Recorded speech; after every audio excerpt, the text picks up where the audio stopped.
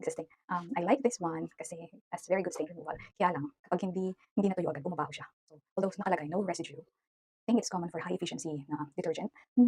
May residue. And then this one for Ariel, it's low suds. So you can use it for top load or front load. Actually, grease din nasa loob yan.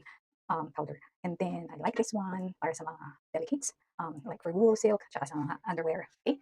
So, ito ang gagamitin ko ngayon dahil maglalaba ako ng mga bed sheets and beddings. Gaano kadami ang nilalagay ko? Hindi masyadong dami. I think nasa yung second lang na, oops, ganyan lang kadami. Okay? Meron naman nakalagay dito how much to put.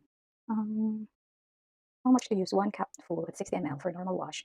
And yeah, so I'm using like half or 2/3. Okay? So, ito mabilis lang. Dito siya pupunta.